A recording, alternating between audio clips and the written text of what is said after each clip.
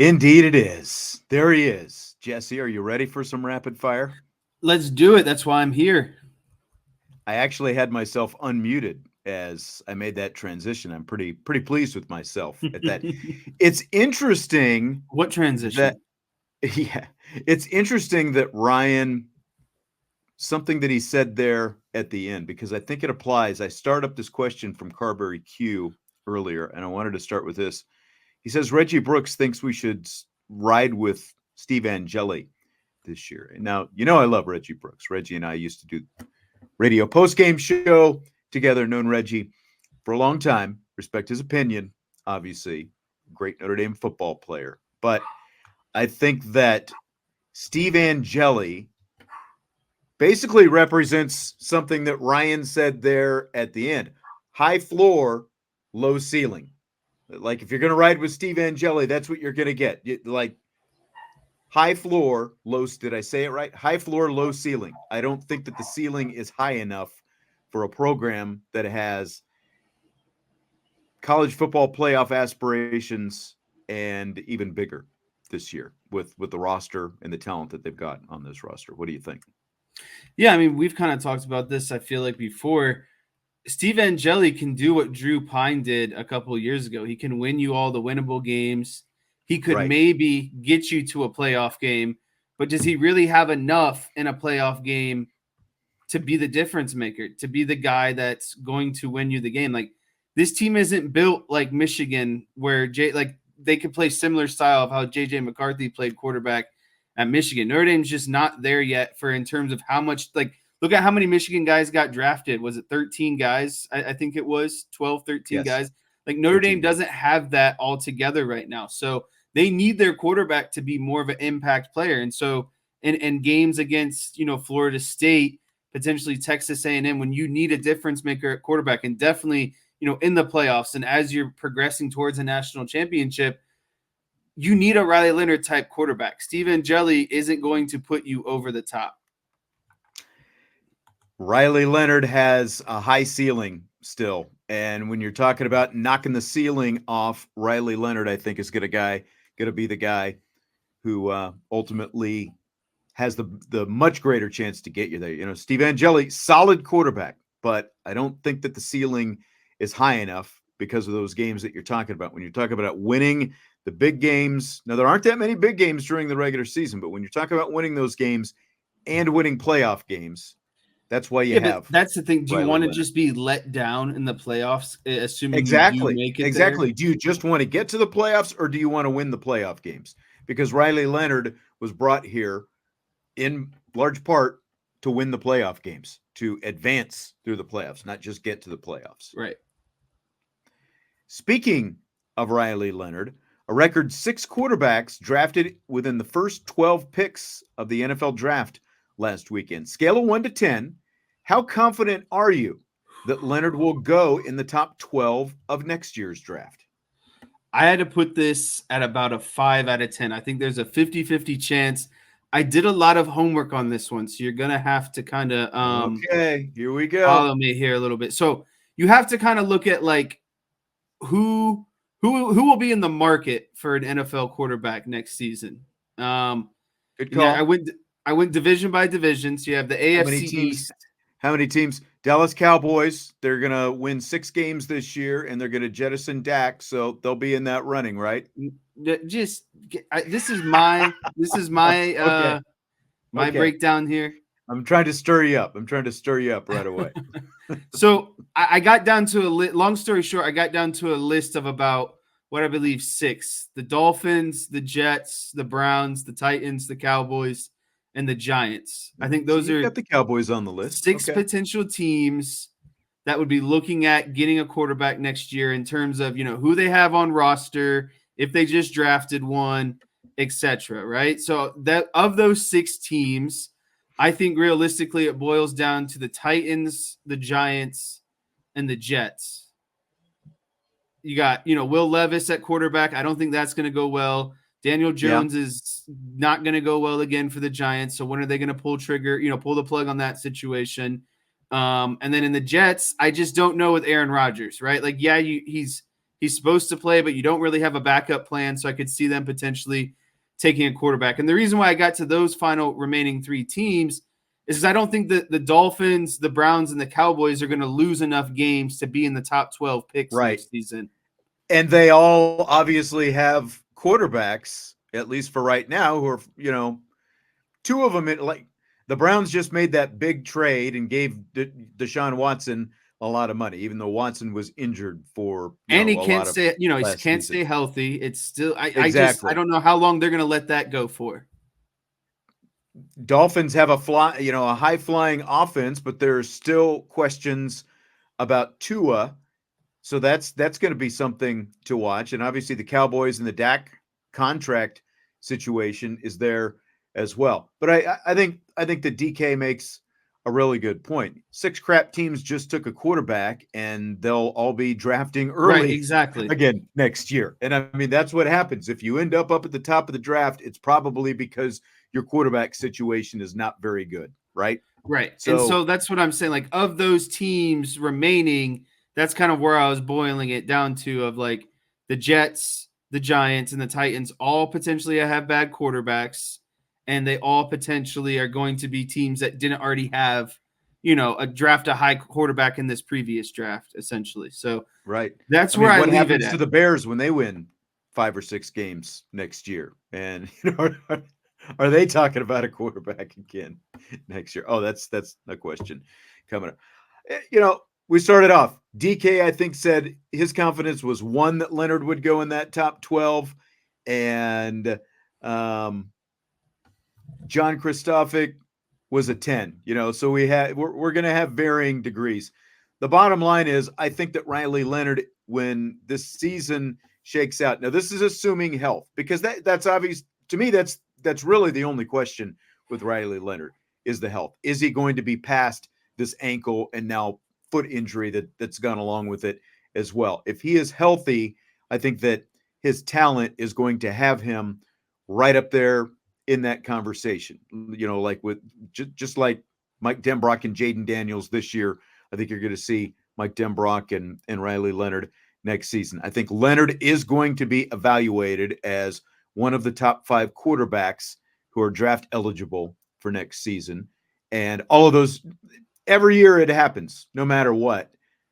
Again, because if you're drafting up at the top of the draft, it's because your quarterback situation is probably not the best. I think the Giants and the Jets are 2 of the top, contenders probably for next year already. So I think Leonard, assuming he's healthy, is going to be evaluated as one of the top 5 quarterbacks in the draft. So my confidence level is an 8 that he ends up being drafted that high in the top 12 was the question. But I like all the extra detail that you put into your work there. Yeah, and I don't see Riley Leonard as a top 5 quarterback going into next season. So you combine the fact with, I think there's really only 4 teams that might be looking at quarterback. So that means, is he a top 3-4 quarterback? Right now, I would say no, but I think he has the potential to play himself in the top 3 or 4 into next season. Actually, I'd even go so far to say right now, I think Benjamin Morrison is likely to go higher than Riley Leonard is in next year's draft. Wow. You could put that one on paper with Bold today's take. date. I think Benjamin Morrison will be drafted higher than Riley Leonard next year. Okay. All right. I need to find some paper and write that down. D. Troll Hunter, Riley Leonard comp is Josh Allen. What do you think about that? You like that comp? I do like that comp. I think Allen may be a little sturdier. Talent. Yeah, stronger, and not as strong of his arm, but similar type of game. Yeah. I think fairly similar, but like, again, if you nitpick, like little here and there, I think that's not a bad comp at all. So the hit rate on NFL quarterbacks drafted in the first round is 46%. Defining a hit by a player who signs a second contract with the team that drafted him. So my question to you is, which of the quarterbacks picked in the first round of this year's draft do you think is most likely to be a hit, and which of them is most likely to be a miss? I'm going to exclude Michael Penix from this conversation because I think just because he's not going to play this year, probably. Yeah, I think he's at a little bit of a advantage. I think he has a smaller kind of sample size. So I didn't really include him. I think that Caleb Williams is going to have the highest chance at being successful because I think he's coming into one of the best roster situations in terms of what's around him. He has DJ Moore, Roma Dunze, who they just took 9th overall, Keenan Allen, Cole Kmet. Like, that's a pretty good backfield. You start looking at Jaden Daniels, he'll have Terry McLaurin, Jahan Dotson, Zach Ertz. Drake May is going to have a crappy combination in New England that's going to be led by like Hunter Henry and probably Jalen Polk, who they just drafted. I think really who rivals the most for Caleb Williams at the top is actually going to be J.J. McCarthy because he's got Justin Jefferson, Jordan Addison, N'Keal Harry, and T.J. Hawkinson. Like, that's a really good offense as well, and I would say probably a little bit more proven. So I think it becomes between Caleb and J.J. for who's going to have the highest chance of success. And then in terms of the least amount of success, I just think it's going to be Bo Nix with the Broncos. I don't see the vision there. I don't think he's as talented as the rest of the group. He played in college forever. If he was, really that good, I feel like he would have came out of college by now. He needed kind of all that time in college. He's already pretty old. And there's just really nothing around him with Denver right now, too. Like, everything is kind of building from the ground up on that offense. So I'm going to go Bo Nix as the least successful. Yeah, it's hard to disagree with. I think that if I was going to do this as a ranking, first of all, Caleb Williams would be at the top. And I'm asking you because I knew that Vince could not give me an unbiased opinion, because he hates Caleb Williams so much. I know that he is obviously convinced that Caleb Williams is not going to be the guy for the Chicago Bears. I still think he's going to be pleasantly surprised. They've put everything around him except an offensive line. Now, their line is not atrocious, but it needed more help than what they gave it. I think they needed, I'm on record. They needed more investment in the offensive line and protecting Caleb Williams. But they got that big tackle out of Yale. Come on. Yeah. Well, yeah. We'll see how that works out. Not really sold on. Like, as a project, by next year, maybe that works out. I don't know how it works out this year for Caleb Williams, though. But I would put Williams at the top of my list. I'm not completely sold on Drake May because May, I don't see that much difference between May and Sam Howell. So I don't know. I think he's more of a refined passer than Sam Howell. Maybe. I don't know. I don't trust what's around him. There's literally a bunch of no names playing wide receiver for New England right now. That's a roster in need of an overhaul, and Bill Belichick wonders why he's on TV this year, But I would still put Drake May second. I would put Michael Penix third. I understand what you're saying. You're kind of taking him off the list because of the unique situation, but we're essentially talking, we're trying to project 5 years down the road. Yeah, I see what you're saying. Well, and I would probably put McCarthy third and then Michael Penix. But then I would put Jaden Daniels fourth out of the 5 guys. And then I would also put Bo Nix last in terms of my confidence in him, being. Wait, so who was your number 2 again? My number 2, I've got after to go Caleb back. Williams. I still put Drake May second, even though I'm not totally. No. Did I put McCarthy? I put McCarthy second because I agree with what you're saying.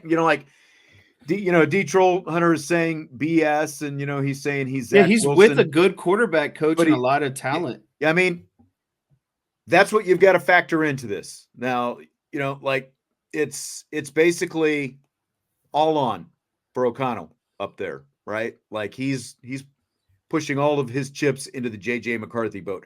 I'm not totally sold on him, but he's got literally the best receiver. He's really willing to roll the dice on rookie JJ McCarthy and let Kirk Cousins walk. And I know that also helps with the cap as well, but still, they're still willing to roll the dice that JJ McCarthy can be predominantly at the same level as what Kirk Cousins was. And that's the thing. I think that ultimately J.J. McCarthy can have the kind of career that Kirk Cousins has had. Like outwardly, like in terms of actually winning playoff games and advancing, you're going to have the same conversation that the Cowboys and Cowboys fans and the national media has with Dak Prescott every year, but nobody's going to care as much because they're in Minnesota. So it's not going to be that much of a national story. He'll fly below the radar, just like Phillip Rivers did forever out there in San Diego. He had the same career as Tony Romo, but nobody cared because he was in San Diego. He was the Chargers quarterback and not the Cowboys quarterback. But so I don't completely disagree. I don't think that J.J. McCarthy is that great of a quarterback, but he's got a quarterback-minded head coach and great skill position talent around him. He's got the like best, you talked about. some of the best resources. Yeah, and like Sean Payton thinks that he's the quarterback whisperer, but I don't. I'm with you. I put Bo Nix at the bottom, and D. Trollhunter said that he was actually calling BS on Michael Penix, putting Penix where he is. I think that like Penix has got an arm, and I think that ultimately he'll be okay in the long run. Do you want to make a case for Marist? Like, you haven't had a chance to talk about Marist yet. I've talked about him on both shows so far. So the floor is yours if you want to make a case for Marist Liufau with that 3rd round pick. Well, first I would just like to say that I thought that Marist would go a lot higher than what was projected. And I think a lot of Notre Dame fans were a little bit down on him. But again, he has a lot of intangibles and skills that translate really well to the NFL, like stuff that can't be taught, like really good arm length, his IQ, his overall athleticism. Do I think he was a 3rd round reach in terms of other teams that might have been in that situation? I do think so. But I think that the Cowboys weren't willing to roll the dice knowing that the pick was, they didn't have a 4th round pick. Right. And they wanted that linebacker. That's who Zimmer wanted in his system. And they were really impressed with his football IQ and his ability to kind of probably play different linebacker positions. And so, yeah, he was a stretch for probably any other team in the 3rd round. But for the Cowboys not wanting to miss out on their linebacker pick, who their defensive coordinator told them who to pick, I think they were just pretty handcuffed into that situation. And, I mean, regardless of if it's a reach or not, as a Notre Dame fan, I'm always happy when a guy gets drafted to the Cowboys from Notre Dame. So if it's a slight amount of reach or not, I think it's covered up by the fact that it is a Notre Dame guy. I have that much more confidence in him. And I think that his ability to be a really smart football player helped him and really impressed Mike Zimmer. Yeah. And, somewhat similar to the situation up there, what Zimmer ironically obviously was in Minnesota before. Are you confident, though? I'm confident in Marist as a situational linebacker, like like 3rd down, and those kind of things. Are you confident in him as an every down linebacker as a rookie, considering the linebackers, the situation that that Cowboys linebacker room is in? Because I think they're going to have to lean on him quite a bit, considering where they picked him and what else they, basically lack in that room. Yeah, I do think that do I think he's going to get a lot of playing time? Yes. Do I think that he has some things to clean up to have to get more confidence out of me? Yeah. I don't know. It's just TBD. You're kind of on the fence, it sounds like, a little bit. I mean, I just trust that Mike Zimmer again is like, he's a really good defensive coach. Like, and if he had such instinct, that's what I'm banking on. That's what I mean. Like, if Mike Zimmer, a known really good defensive coach that became a head coach, has a ton of confidence in a player and that he's going to fit his scheme, then I have no other choice but to really believe it, because in the end of the day, Mike Zimmer knows more about football than I do, And so a lot of people up here are talking more than about any of us, right? no, yeah, and a lot of people are on here saying, "Oh, Marist not smart and his IQ and everything." Like, listen, Zimmer said, "I knew I wanted to pick you when you told me what every single person on the defense should be doing." Marist knows how the whole defense should be functioning, not just his specific role. And I think that's what people got caught up at Notre Dame is it was a scheme type of defense. Like even if Marist wasn't making the play, he was funneling or allowing the play to flow to whoever the defense was set up to go to. And that's more of an NFL style defense. And you combine Al Golden, and I'm sure he's had conversations with Zimmer. Like this guy has to know that Marist can be NFL ready. So again, if that's the case, then that's all I have to trust. Excellent point. We'll move on. You got a couple points there. We need the around the horn style. I know. Put the points up on the screen as we go. Fill in the blank. Michael Mayer should feel blank that the Raiders drafted former Georgia tight end Brock Bowers with a 13th overall pick. He should feel hesitant, but not too hesitant, because I think Bowers is going to work more so out of the slot and maybe some other personnel groupings that involve Mayer. But I think Mayer is still going to be involved in your inline blocking, passing situations, like more so your true tight end packages, because I don't think Bowers is nearly as good as a run blocker. Mayer is more the Y tight end, the inline guy. Yeah. And Bowers is more the U tight end who's going to be in the slot and move around. Right. And so do I think that Mayer might see a little bit less targets and maybe some receiving yards? Yeah, but I still think again, I think they're strategically going to use them in personnel packages. So I don't necessarily see a huge amount of drop off, because it's like you have a true tight end in Mayer, and then you have almost this kind of like flex hybrid, wide receiver, tight end. Like maybe, when you go spread but still want a tight end, you have Bowers on the field. But again, when you're doing true inline running, Mayer's going to be on the field. I mean, Antonio Pierce should just call up Cleveland and see what Tommy Rees is doing and think about bringing Tommy Rees as the new offensive coordinator. Like, you got that 12 personnel ready to go now. Yeah, I mean, just bring him out there. At this point, you do have a new head coach in Antonio Pierce. You do have a new quarterback in Gardner Minshew, and you've got basically the two best tight ends in college football over the last 5 years, basically. When you look at how long both of them had been in college, going back. So I think that because they have different skill sets, as you were alluding to, I think that they both can thrive. It's just that Mayer probably not going to be the recipient of too many targets. It's more likely going to be Bowers. I'll be curious to see, if the Raiders are able to put together much of a downfield offense with what they've got. But, like Cole Kmet with Luke Getsy as his offensive coordinator. And of course, Getsy is now the Raiders offensive coordinator because they fired him after last year. But Cole Kmet had career highs with 73 receptions for 719 yards last year. So, if I'm Michael Mayer, I'm probably not feeling great because they spent a high first round pick on another tight end. But at the same time, I think that because they do enough differently, I think that there's a place for both of them in that Raiders offense this year. So the Indianapolis Colts drafted former Texas wide receiver Adonai Mitchell in the second round last week. Mitchell was a potential first-round pick who slid to the second round amid reports that cited anonymous sources that he interviewed poorly and was a difficult player to assess. So Colts general manager Chris Ballard, he was not all too happy about any of that. No, I mean, I read some of the bull that was said on TV. I mean, just the typical, excuse my language, our typical league, unnamed sources, bad interview. That's such bull.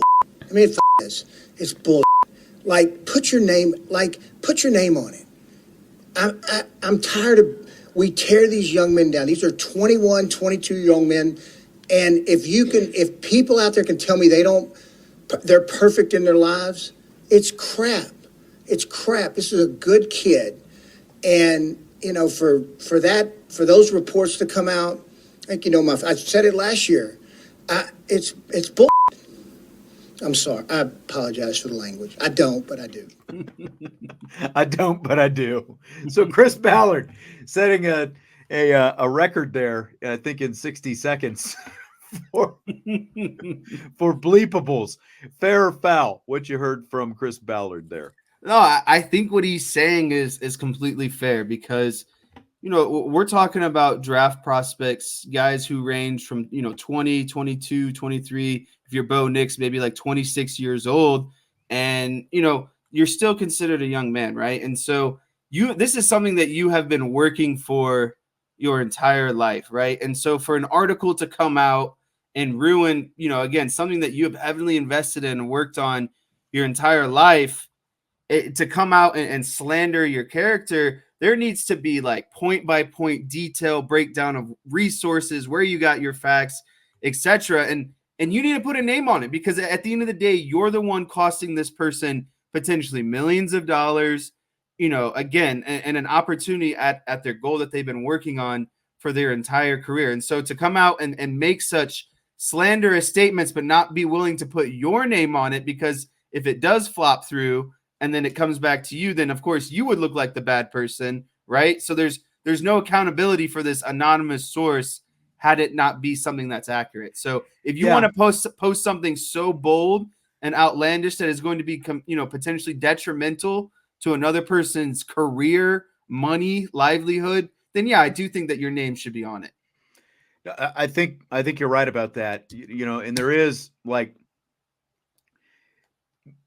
the question comes to the use of anonymous sources, and you're absolutely right. Like if you like, this is something, as Ballard was basically saying, as he was bleeped out a million times, goes on all the time in the NFL in the draft process. Is different reporters have different contacts with different teams, and like these guys from the different teams start putting out this kind of information and basically slandering guys, and it costs them a lot, and on the one side, from a journalistic standpoint, you rely on anonymous sources because you're not always going to get the kind of information that you're looking to get, because people don't want to put their name on it. It's like you get like all the time. People don't want to put their name on it, but they're more than willing to give you the information.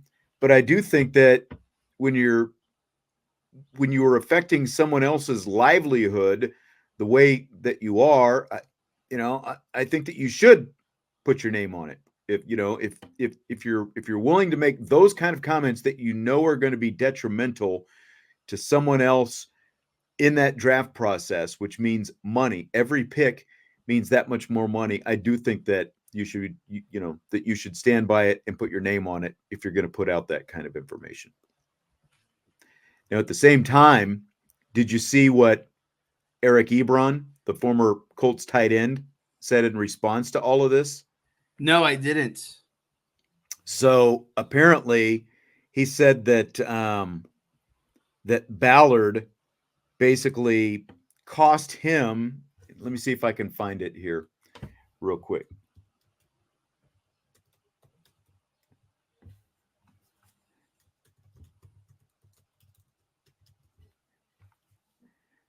So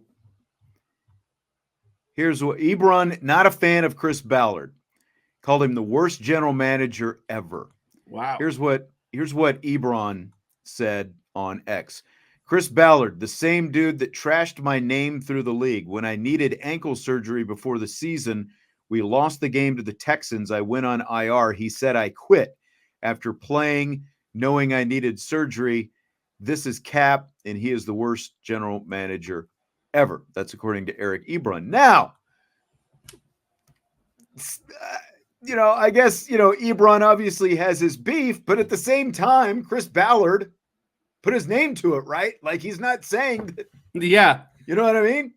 Like, that was, the whole point of Ballard's argument was, if you're going to say something, at least back it up with your own name. He did say it in that instance. In this case, Eric Ebron might not like it, but that was more kind of fact of matter.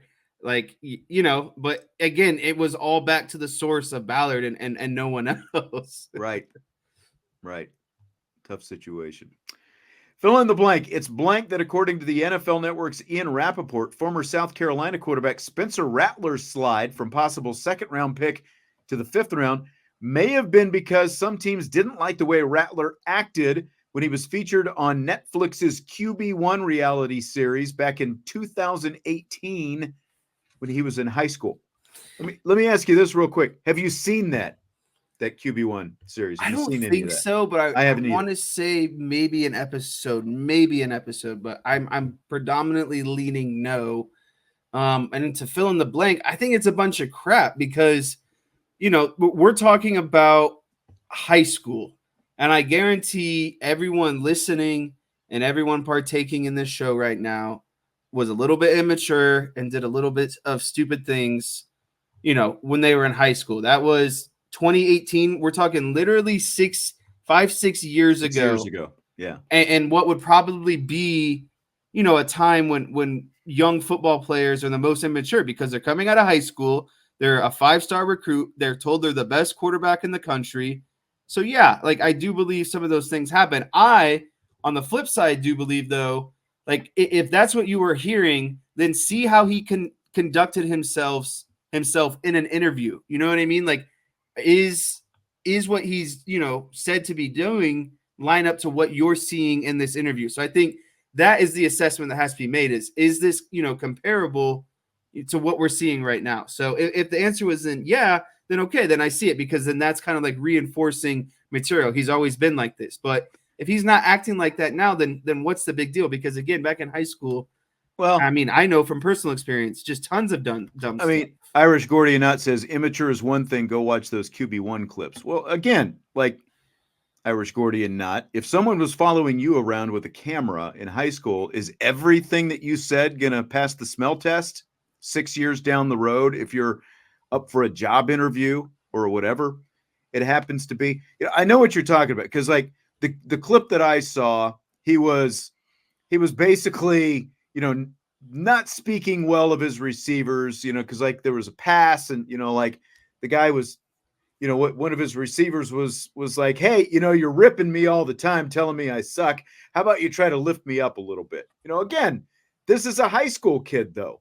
Like 6 years down the line, isn't that what college is supposed to be for? Yes. So that guys can mature. A maturity process. That's part of what that is all about. So if someone was really basing things on that, I think that and apparently, someone told Rappaport that was the case, so if you're basing it on that, I think you kind of need to reassess things. Now, the other side is Adam Schefter said basically the two teams who were the most interested in Rattler were the Falcons and the Broncos.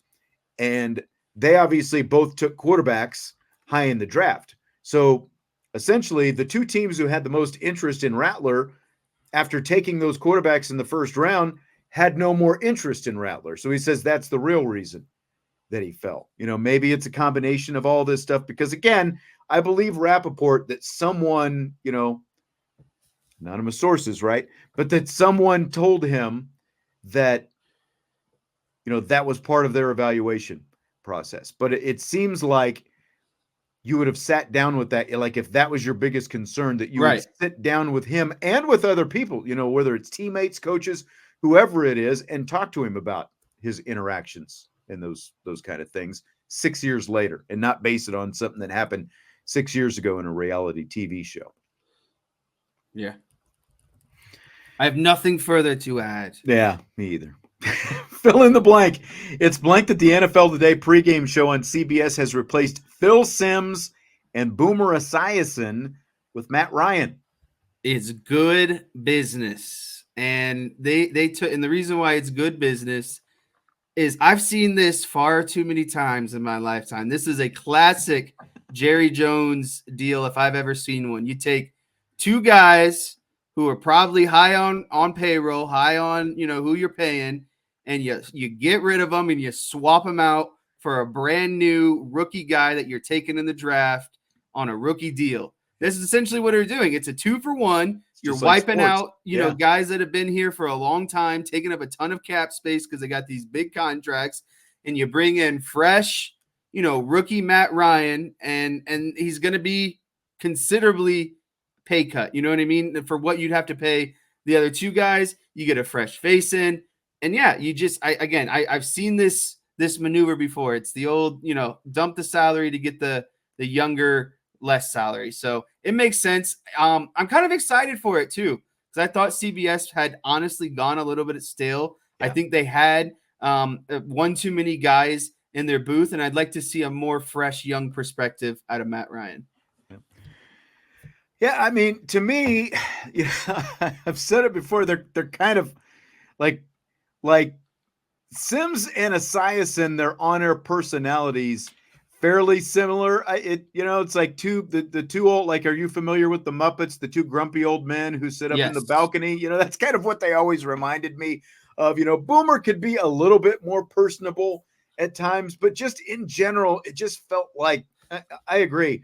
Like, they needed an injection of some new blood because that CBS crew has always been pretty stuffy. Matt Ryan did a pretty good job on, doing games. He was on in the booth doing games last year for CBS, but I think that he'll be a good replacement for those two guys. So let me ask you, like, going into, let's rewind 3-4 months ago. It's a Sunday morning. You're rolling out of bed. You're getting ready for the 1:00 games. Who would you turn on to first and foremost for your NFL pregame show? Like if I'm just going Fox or CBS, basically. No, I'm talking all networks. Because you got ESPN's got one, Fox has one, NFL Network has one, CBS has one. So out of those four, where are you putting CBS on your list? Dead last. Yeah, I'm putting them dead last too. My list is probably like Fox and NFL Network at 1, ESPN at the next spot, and then CBS last. Yeah, that's exactly what my ranking would be. Typically, when I get up Sunday morning, by the time I want some NFL content, it's usually before noon. In the pregame show, those specific pregame shows start at noon. So I flip on the NFL Network before noon, and then I usually flip over to Fox once noon rolls around to see what those guys have got going on. CBS is literally an afterthought. The only way I'm watching CBS is if the Cowboys are on CBS, and I have to watch the halftime show with whoever. Man, DK says replace 2 Super Bowl losers with 1. Well, just remember, DK, Jared Goff will be in there at some point, and the guy who almost they'll get another Super Bowl loser. Yeah, that's right. 4th place king. Yep. Meanwhile, now, speaking of moves to TV, recently retired Eagles center Jason Kelce reportedly going to ESPN's Monday Night Countdown show. Rate that move on a scale of 1 to 10.